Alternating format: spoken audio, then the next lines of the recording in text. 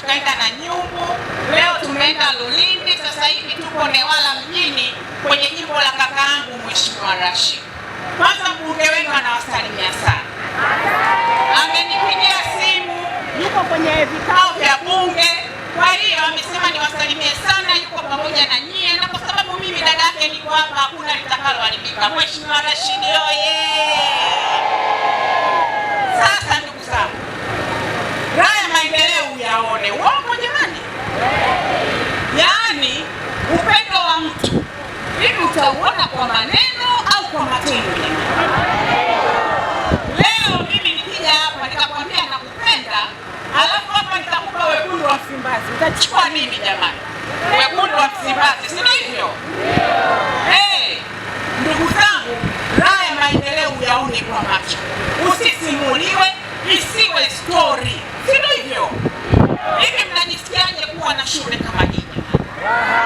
Raha sio raha?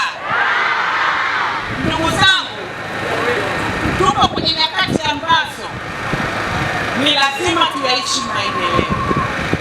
Tuko kwenye nyakati ambazo sisi serikali ya awamu ya 6 tunaongozwa na Daktari Samia Suluhu Hassan hatutaki kitu chochote zaidi ya maendeleo ya watu wa Newala mjini.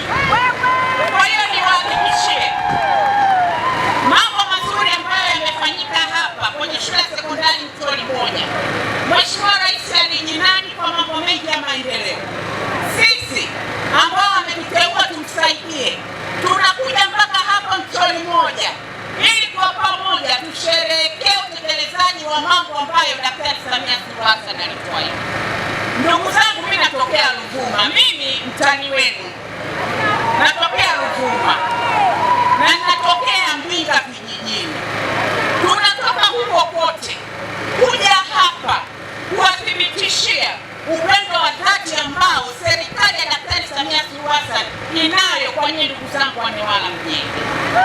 Kwa hiyo tunaendelea kuwaomba tuendelee kuwa na imani na serikali yetu. Mradi huu jamani haujafanyika hapa Mtoli moja peke yake. Kama kuna nyakati serikali imewekeza kwenye elimu ya watoto wetu ni wakati wa Daktari Samia Suluhu Hassan. Kwa hiyo hata mambo haya kule ninapotokea pia yapo, hapa yapo. Jamani, tumpige makofi mengi sana mama huyu ambaye anafanya kazi sana. Kwa hiyo wanasema za kuambiwa changanya na yaani wewe unaambiwa hapa hakuna maendeleo na unaona shule. Unaambiwa hamna maendeleo na unaona shule. Za kuambiwa changanya na ndugu zangu, tukae kwenye mstari mkuu. Tukae kwenye mstari wa maendeleo. Tunakubaliana Sasa inawezekana wengine wakawa wamezoea mambo kama haya. Inawezekana wengine wakawa wamezoea kuona shule, wamezoea kuona miradi ya maji, wamezoea kuona lami, lakini kwa sisi watu wa Newala mjini ambao tumeteseka kwa muda mrefu, tunashukuru kwa maendeleo tunayoyapata. Sio hivyo jamani?